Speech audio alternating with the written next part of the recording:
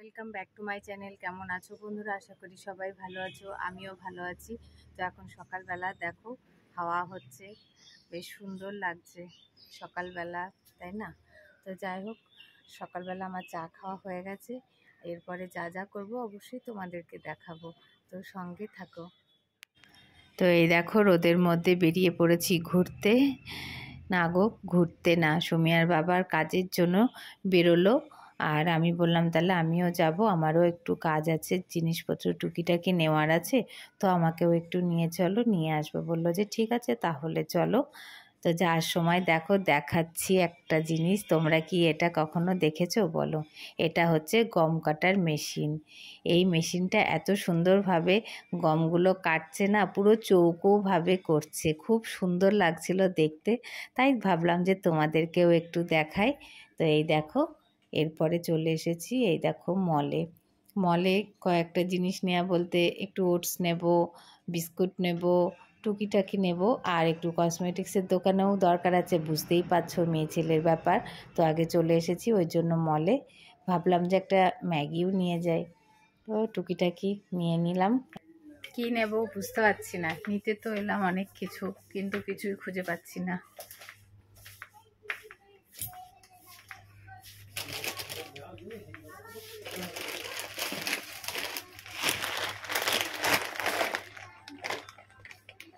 জানি না কি নেব, চলো দেখি আর কি আছে। এই দেখো জিনিসপত্র মোটামুটি নেওয়া হয়ে গেছে, এখানে বিল করছে। বাজার করে নিয়ে এসেছি, সুমিয়া কাউকে দেখাবে না, লুকিয়ে রাখছে সুমিয়া, দেখো কাউকে দেখাবে না তোমাদের। চলো তোমাদের দেখাই কি বাজার করলাম। এই দেখো কুরকুরে, দেখতেই পাচ্ছ, এটা সুমিয়া খায় না। আর নিয়ে এসেছি কি, এই দেখো বিস্কুট, এটা সুমিয়া খায় না। আর হচ্ছে এটা জুস, সুমিয়া খায় খায় না, এটাও খায় না। বাজার করেছি।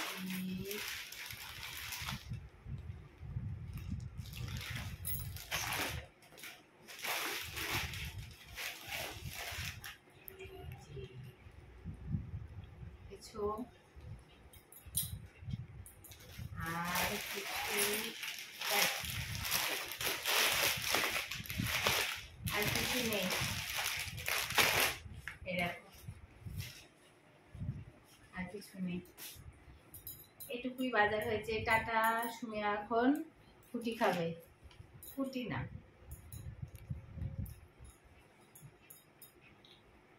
কেমন টেস্ট সুমিয়া একটু খেয়ে দেখো কেমন ভালো লাগে।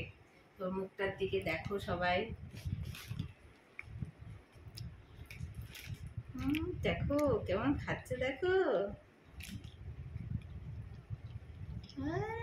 ও সন্ধেবেলা টিফিন মুড়ি চানাচুর। আর এই দেখো এগুলো তোমরা চেনো কি বলো তো, এগুলো বলো। আর এই দেখো কি এনেছে, দেখো এই দেখো পেঁয়াজি, আর এনেছে দেখো কত কিছু এনেছে, মুড়ি দিয়ে খাওয়া হবে। এই যা চপ, এই দেখো,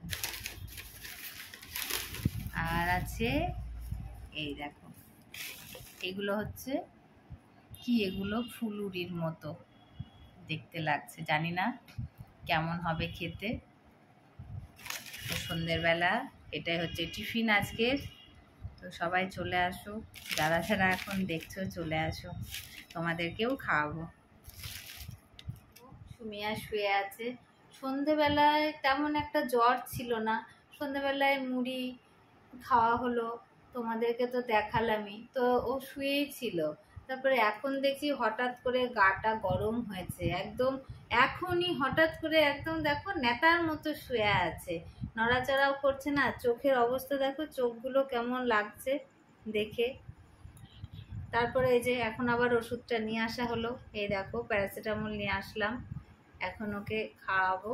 তো ওর ওষুধগুলো আগে খাইয়ে নিলাম, তারপরে এই ওষুধটা খাওয়াবো।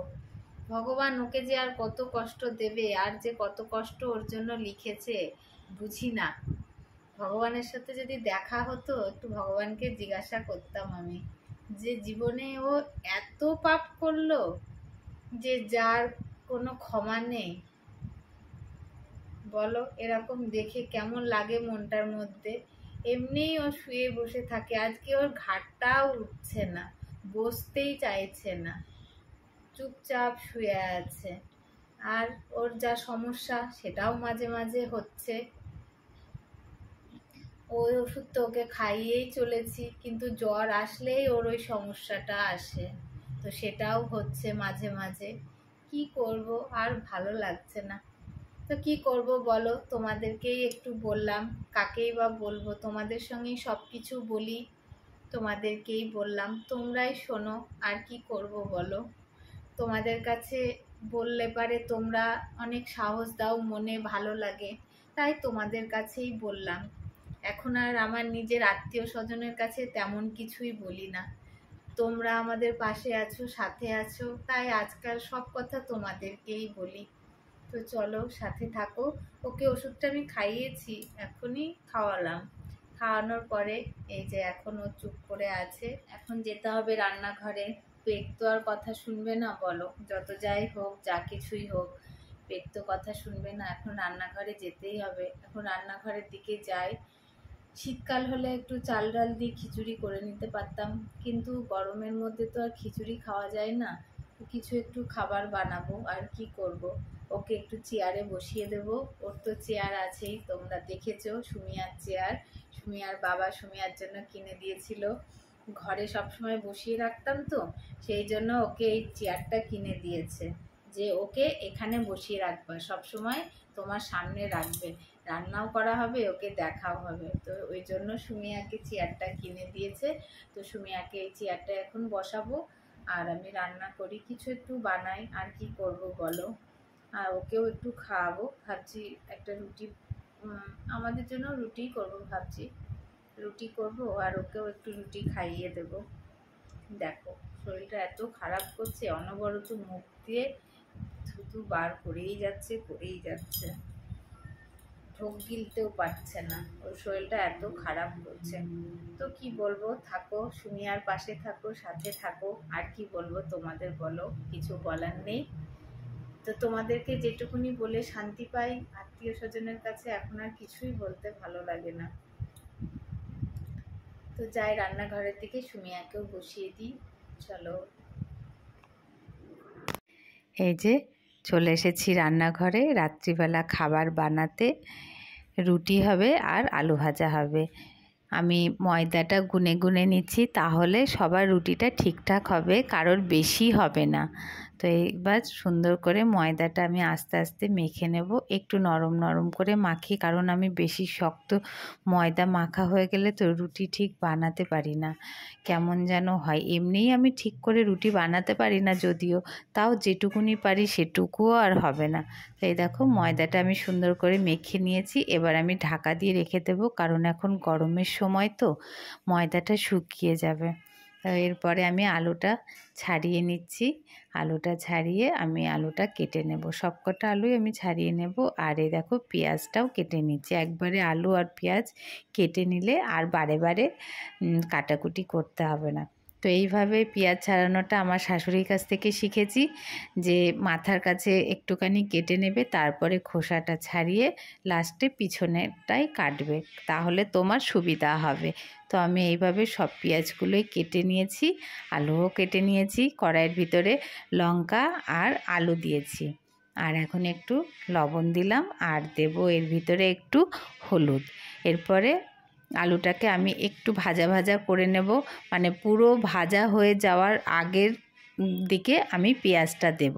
আর তার মধ্যে দেখো, সুমিয়ার বাবার বুদ্ধি দেখো, একটা গোল করছে, আর কম্পাস তো অত দূর যাবে না, তো দুই দিকে দুটো পেন্সিল নিয়েছে, আর মাঝখানে একটা সুতো বেঁধে দেখো কি সুন্দর গোল করছে। এটাই তোমাদেরকে দেখালাম যে সুমিয়ার বাবার দেখো কত বুদ্ধি, সুমিয়ারও অনেক বুদ্ধি, তাই না? আর সুমিয়ার যদি এত ভালো বুদ্ধি হয়, সুমিয়ার বাবার কেন ভালো বুদ্ধি হবে না বলো। এই যে বড় মেয়ে হচ্ছে ঘোরাচ্ছে, আর ওর বাবা ওটা ধরে আছে, সুন্দরভাবে গোল হচ্ছে, তাই তোমাদেরকে দেখালাম। কেমন লাগলো অবশ্যই বলো সুমিয়ার বাবার বুদ্ধিটা। তো এরপরে যাই, চলো রান্নাঘরের দিকে।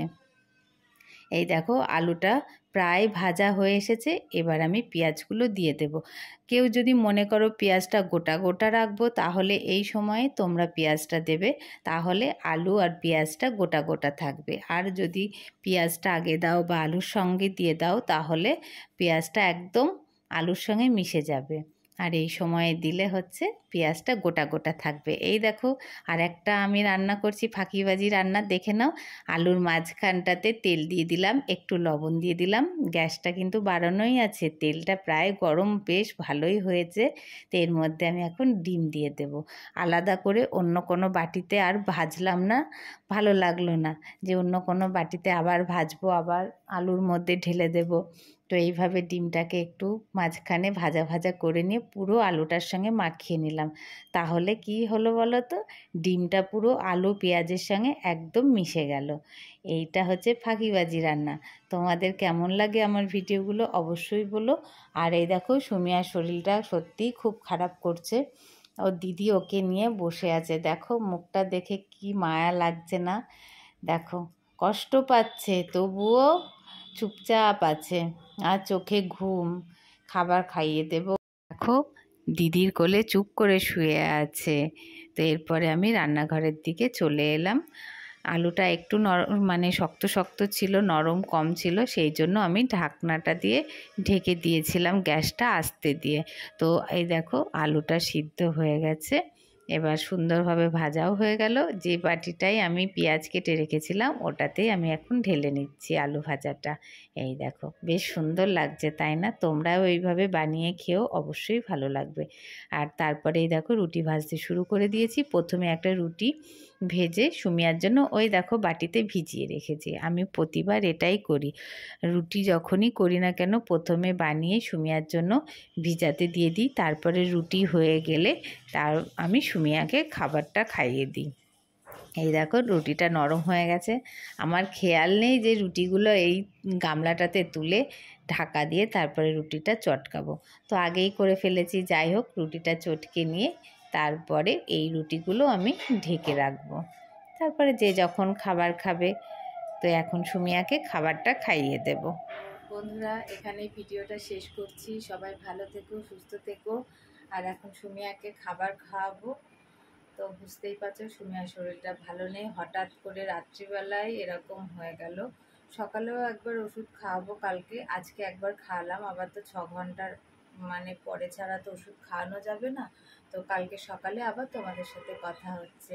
টাটা, সবাই ভালো থেকো, আর এইভাবে সুমিয়ার পাশে থেকো তোমরা সব সময়।